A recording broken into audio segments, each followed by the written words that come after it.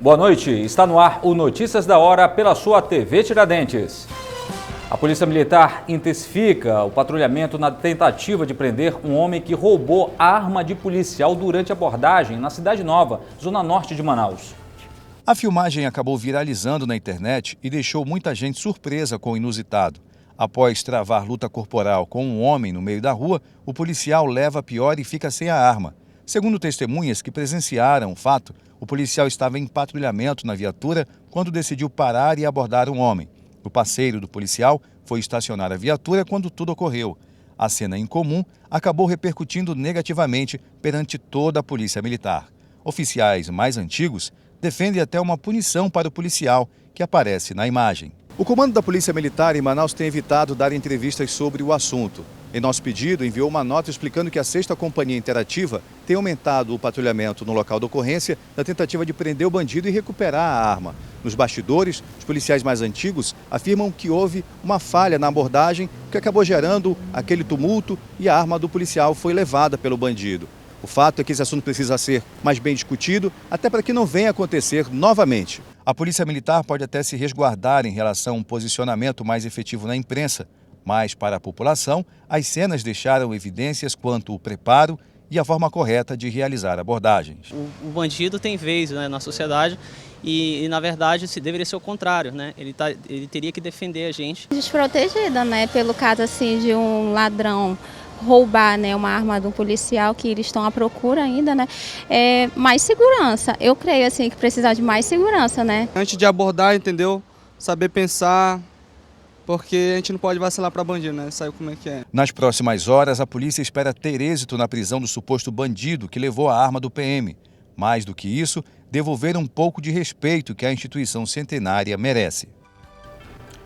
Prefeitura e Sinetran devem manter tarifa do transporte público, apesar do reajuste do combustível que elevou os custos do sistema. O aumento no preço dos combustíveis já é uma realidade na maioria dos postos de abastecimento da cidade. A alta de 41 centavos no litro da gasolina e 21 centavos no litro do diesel foi a medida adotada pelo governo federal para aumentar a tributação e cumprir a meta fiscal. O problema são os impactos que isto pode causar. Na Câmara Municipal, o aumento dos combustíveis foi o principal assunto do dia. Muitos temem que o reajuste possa significar o aumento da tarifa de ônibus na capital. Preocupação descartada pelo líder do prefeito na Casa Legislativa, Joelson Silva. Não há intenção do prefeito de, nesse momento, aumentar a tarifa do ônibus. É evidente que esse aumento não era previsto, né? Ou não estava previsto. Eu acho que toda a população brasileira foi pega meio que de surpresa, mas a intenção da prefeitura é manter a tarifa nos R$ 3,80. O diretor jurídico do Sindicato das Empresas de Transporte de Passageiros do Estado do Amazonas, Fernando Borges, afirmou que apesar da elevação dos custos, o Sinetran deve manter, pelo menos por enquanto, a tarifa de R$ 3,80. Porém, é preciso criar alternativas para a manutenção do valor da passagem de ônibus. Nós estamos encaminhando para a SMTU as notas que comprovam o aumento de custo. Todavia, isso pode ser combatido de outras formas, né? Há outros mecanismos que não apenas o reajuste da tarifa para resolver esse problema, como, por exemplo, a adequação da quilometragem, aumento de subsídio ou então algum incentivo fiscal do diesel, que nós estamos aguardando o término do processo eleitoral para que seja definido. De acordo com a equipe econômica, o aumento da tributação sobre os combustíveis irá gerar, durante o restante do ano de 2017, uma receita adicional de 10,4 bilhões de reais para o governo federal. Com a alta de tributos, o governo quer elevar a arrecadação. O objetivo é cumprir a meta fiscal de 2017, fixada em um déficit de 139 milhões de reais. A conta não inclui as despesas com pagamento de juros da dívida pública. A Universidade Federal do Amazonas, por meio da Comissão Permanente de Concursos, divulga a abertura do período de inscrições para o processo seletivo contínuo, o PSC 2018, que será realizado entre os dias 11 de agosto e 1º de setembro. O PSC é realizado em 3 etapas para os estudantes do ensino médio do estado do Amazonas. Para todas essas etapas, as inscrições serão feitas somente via internet, no site da Compec. Serão oferecidas 2.720 vagas exclusivamente para o ano letivo de 2018, às quais concorrerão apenas os candidatos do projeto 2018 e serão ocupadas pelos candidatos classificados neste processo seletivo. Para os cursos a serem ministrados na cidade de Manaus, serão oferecidas 1.895 vagas e 825 para os cursos ministrados nas unidades acadêmicas localizadas nos campings dos municípios de Benjamin Constant, Coari, Humaitá, Itacoatiara e Parintins. 2.735 vagas serão destinadas à ampla concorrência e reserva de vagas. As provas serão realizadas no dia 3 de dezembro de 2017. Forças Armadas e Secretaria de Segurança Pública apresentam o resultado da operação no Centro de Detenção Masculino Provisório. Uma vasta lista de materiais proibidos de entrar nas dependências do Centro de Detenção Provisória Masculino. 39 celulares, 360 objetos perfurantes, 221 trouxinhas de substâncias entorpecentes, 20 chips, 5 cartões de memória, 8 pendrives, 7 carregadores, 4 chaves de fenda, 94 cordas e 16 barras de ferro. Segundo o tenente-coronel do Exército, Sérgio Oliveira, os presos são criativos para esconder todo esse material. Criatividade é um atributo essencial para que eles consigam guardar esse tipo de material. Então, de fato, em tubulações é possível encontrar, é possível em rebocos na parede, é possível localizar dentro de instrumentos onde normalmente não se encontraria nada pelo tamanho ou pelo formato. É a quarta etapa da operação realizada em parceria com as Forças Armadas. Agora a Polícia Civil vai investigar a origem dos materiais encontrados, a exemplo do que já foi realizado nas demais etapas. Como explica o delegado-geral Frederico Mendes. Nós temos 30 dias para devolver esse inquérito à Justiça, inclusive com pedido de baixa. Então esse inquérito está a cargo do Dr. Rodrigo, do 20º DP, o qual, com a sua equipe, juntamente com a sua equipe, deverá dar uma resposta nos próximos dias sobre todos esses inquéritos que envolvem a Chopin 1, 2, 3 e 4. A Secretaria de Segurança Pública diz que as operações vão continuar para evitar que novas rebeliões ocorram nos presídios do Estado. Então isso comprova que o planejamento integrado e uma ação conjunta nos dá aí um resultado eficiente e vamos continuar sim, conforme o Plano Tático Integrado prevê. Participaram 668 militares das Forças Armadas, além de policiais militares e civis e cães farejadores. O Centro de Detenção Provisória do Amazonas atualmente está com 1.200 presos. No Iranduba, a maior e mais cara feira coberta da região está abandonada. O galpão fica na Avenida Manuel Urbano, no distrito de Cacau-Pireira, em Iranduba. A maior feira coberta da região foi inaugurada em setembro de 2014. Mede 145 metros de comprimento por 52 metros de largura. Foram gastos na construção quase 6 milhões de reais. Mas quem passa hoje pelo local se depara com um completo abandono. Os 88 boxes estão fechados e, segundo testemunhas, servem para a prática de crimes. Destacou o feirante Pedro Silva. É uma coisa puxando a outra, de dia é o projeto, de noite é a droga. Um projeto tão bonito, né, e tá assim, ó, abandonado. O local, que recebeu o nome de Centro de Comercialização da Agricultura Familiar, é alvo de críticas dos produtores. Entre elas, a falta de um retorno na frente da feira e a retirada de boxes na entrada do prédio, que dificultam a visão da feira de uma forma geral, destacou a autônoma Ana Paula Ribeiro. Porque a feira foi feita errada. Botaram o pessoal do lanche tudo pra frente e cobriram aqui. Aí o pessoal pensa que é um asilo aqui. Aí não vieram, não deu movimento. E segundo também, por causa desse retorno que é muito longe, o pessoal fala que é muito longe, aí acabou a feira. Nós estamos só aqui na frente agora trabalhando. Ainda segundo os feirantes, boa parte das pessoas que trabalhavam no local mudou-se para o acostamento da Avenida Manuel Urbano. A falta de sinalização na frente do local também tem propiciado acidentes. E acontece muito acidente diariamente aqui. Só nesse ano já aconteceu uns 4. A pessoa comprar o carro para vir comprar aqui. A feira é de responsabilidade do Governo do Estado através da Secretaria de Produção Rural, CEPRO, e Agência de Desenvolvimento Sustentável. A atual gestão da ADS informou que acompanha a situação do Centro de Comercialização e que está em fase final de elaboração de um plano de revitalização da feira, em parceria com órgãos como o Amazonas Tour, IDAM e a Polícia Militar. Os produtores locais esperam ansiosos em poder contar novamente com um mecanismo importante para alavancar a agricultura familiar e que até agora ficou sendo mal utilizada. Grupo Cultural faz levantamento no centro de Manaus e em 2 dias encontra mais de 50 prédios históricos abandonados. É só percorrer qualquer rua do centro de Manaus para encontrar prédios charmosos, em sua maioria com arquitetura estilo neoclássica.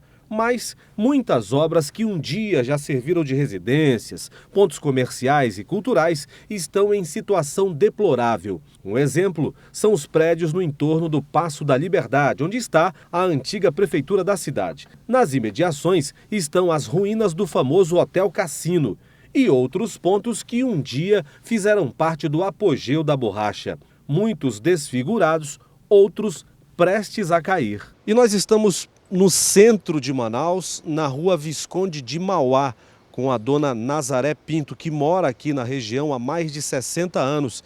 E o abandono dos prédios traz um prejuízo muito grande para ela e para a família dela. O que está acontecendo, dona Nazaré?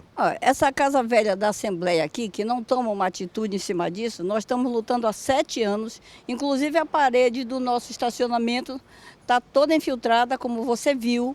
Não podemos abrir com medo que caia em cima dos carros. Tem uma torneira na beira da calçada que serve de banheiro público, fazem cocô, fazem xixi, tudo aí na rua, e a gente tem que ficar assistindo e que eles não tomam uma atitude. De acordo com os moradores da região, vários prédios foram invadidos e servem para o tráfico de drogas e prostituição. Para tentar salvar os prédios do centro histórico, membros do coletivo Difusão criaram o Núcleo de Estudos e Práticas de Utilização de Espaços Urbanos Ociosos para a Manutenção Econômica e Cultural, chamado de Giral. Michele Andrews, que faz parte do movimento, ressalta que a cultura pode salvar o patrimônio. Ele é criado para começar a buscar quais são os mecanismos para a gente viabilizar o uso desses prédios.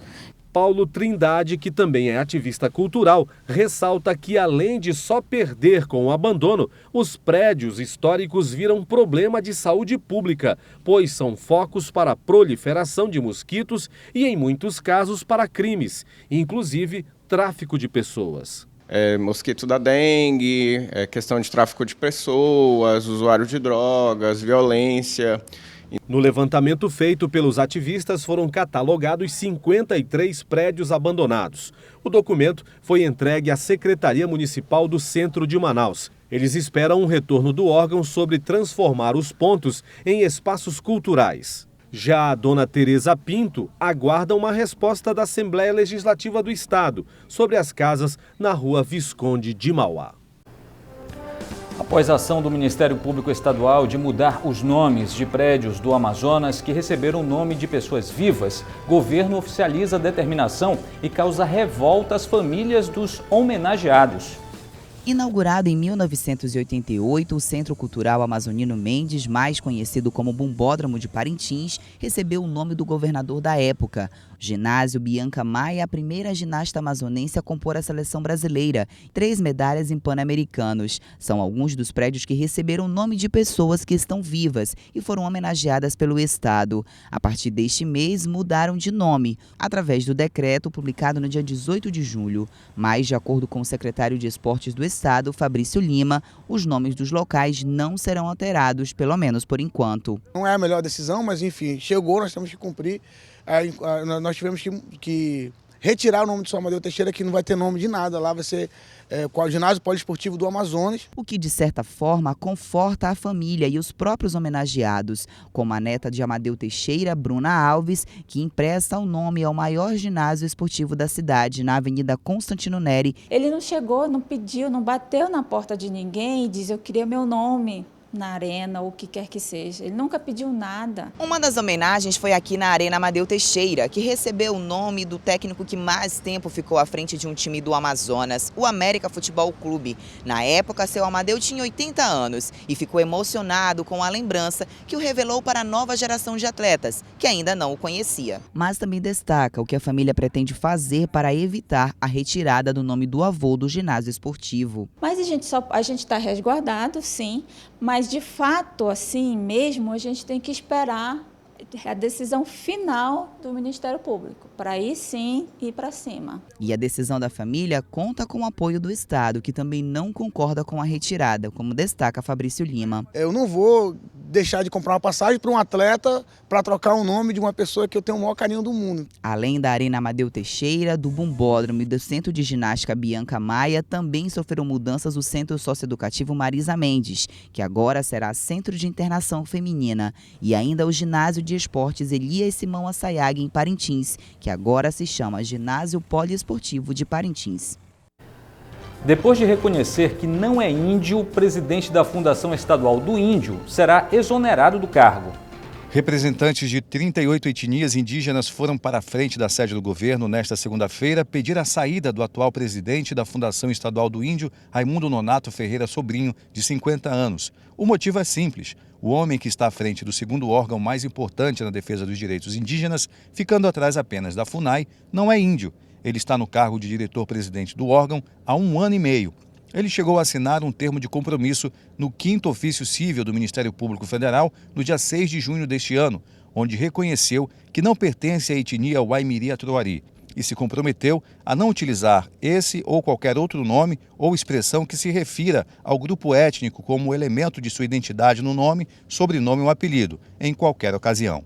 Roberta Marques, da etnia Baré, afirma que se sentiu enganada e quer alguém que possa representar todos os índios no cargo. Que tenha respeito por nós, entendeu? Porque no exato momento que ele não é índio, tá? E que ele continua usando o coca dele, entendeu? É porque ele está nos desrespeitando. Né? Ele não respeita os povos indígenas. Após reunião a portas fechadas com o governador Davi Almeida, ficou definido que o falso índio será exonerado do cargo ainda esta semana, conforme afirmou o cacique Amarildo Tucano. O governo atendeu o nosso pedido e vai ter um afastamento daqui 2 dias e vai ter uma outra assembleia que vai ser ainda marcada a data, onde todas essas comunidades, todos esses povos do estado do Amazonas estarão elegendo o seu representante junto ao governo, o seu representante legal, que tem responsabilidade e seu compromisso com todo esse povo aí. Não é de hoje que pessoas mal intencionadas se passam por índio para adquirir vantagens no Amazonas. Os próprios indígenas precisam estar atentos para evitar que irregularidades como essa acabem se tornando rotina. Estudantes realizam vaquinha na internet para arrecadar dinheiro para participarem da Feira de Engenharia em Juazeiro do Norte, no Ceará. Beatriz, Rafaela e Stephanie criaram um projeto que pretende contribuir para a agricultura familiar de maneira prática e barata. No projeto Mandacaru, elas utilizam casca de frutas, como explica a estudante de 17 anos, Stephanie Amaral. Nós pensamos que o Brasil, a principal PIB do Brasil também é a agricultura. Então nós fizemos com que ele ficasse sendo um projeto bom para o Brasil, não só para o Norte e Nordeste, mas também ele pode ser usado em qualquer parte do Brasil. E então nós queremos contribuir com o incentivo à agricultura familiar. O projeto faz parte de uma disciplina para a conclusão do curso de telecomunicações. Há mais de 1 ano, elas trabalham para aprimorar a pesquisa. Renata Gomes explica o que a participação em uma feira nacional representa para a equipe. Fazer um projeto científico é uma grande oportunidade de conhecer mais sobre os problemas sociais, porque normalmente essa é a proposta dos projetos, é resolver os problemas sociais, e também enriquecimento profissional, porque a gente adquire muito conhecimento com isso. E também a oportunidade de participar de feiras, no caso como a da Mocica, que nós nos inscrevemos, e que lá a gente pode adquirir novos conhecimentos, entre outras coisas. Para conseguir dar mais esse passo, elas precisam de passagens, hospedagem e pagar as inscrições na feira que foram selecionadas. Beatriz Gabriela explica o que elas estão fazendo para arrecadar o recurso. A gente está organizando uma vaquinha online, né? Que a gente já publicou nas redes sociais, já criou uma página no Facebook com o nome do projeto, né, para mostrar para as pessoas, né, que nós estamos precisando, né, desse investimento. Aí a gente está criando essa vaquinha e está vendendo rifas também, junto com a nossa família. As inscrições da equipe precisam ser pagas até o dia 5 de agosto e custa R$ 140 cada uma. Quem quiser ajudar as meninas a realizar esse sonho e avançar nas pesquisas, pode ajudar com qualquer valor através do site www.vaquinhaonline.com.br ou entrar em contato pelo telefone 99122 6184. No quadro Ruas da História, vamos conhecer Silva Ramos, personagem que dá nome à rua onde está localizado o tradicional colégio Nossa Senhora Auxiliadora.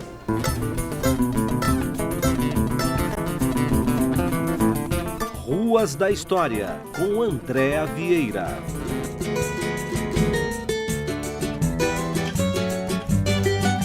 Silva Ramos é a rua que passa em frente ao tradicional Colégio Auxiliadora. Ela começa na Avenida Constantino Neri, a antiga João Coelho, segue pela Ferreira Pena e termina na Joaquim Nabuco, num triângulo conhecido como Ferro de Engomar, no centro da capital. Via Antiga, a Silva Ramos detém alguns prédios históricos em sua extensão, a exemplo do Colégio Ribeiro da Cunha e o Palacete de Bernardo Ramos, filho de Silva Ramos, que também dá nome a uma das ruas do Centro Histórico de Manaus.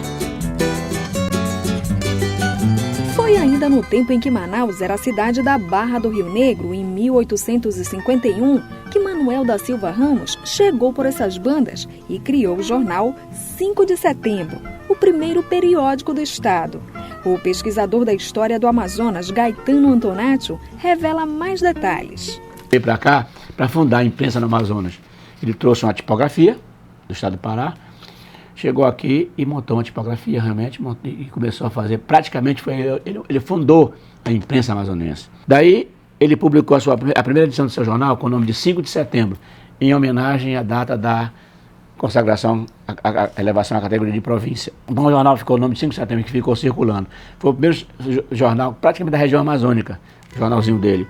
Depois da inauguração da província, o jornal ganhou o título de Estrela do Amazonas, isso em 7 de janeiro de 1852. O Estrela do Amazonas viveu até 30 de junho de 1866, data do seu último número. Foi eleito vereador, porque era também um bom orador. Numa prova de desprendimento, Manuel da Silva Ramos, quando foi nomeado feito para dirigir alguns trabalhos na Câmara, ele exerceu a função sem qualquer remuneração. O grande ponto importante dele era isso. Ele não exigia qualquer remuneração para fazer as coisas. Em 1857, ele passou a direção do jornal para o seu irmão, Francisco José da Silva Ramos, e no dia 28 de setembro de 1857, assumiu o cargo de juiz de direito. O pai de Bernardo de Azevedo da Silva Ramos, o jornalista Manuel da Silva Ramos, faleceu no dia 4 de março de 1861 na cidade de Manaus e está sepultado no cemitério São João Batista.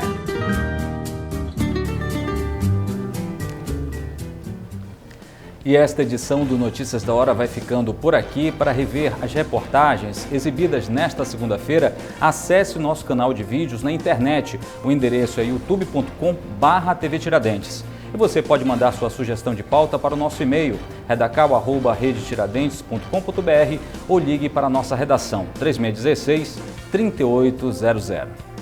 E veja a seguir a entrevista completa, a reprise da entrevista concedida pelo ex-presidente da República, Luiz Inácio Lula da Silva, aos jornalistas Ronaldo Tiradentes e também Neuto Correia, concedida na manhã desta segunda-feira, aqui no programa Manhã de Notícias. Você vai acompanhar a entrevista na íntegra. Uma boa noite para você e até amanhã.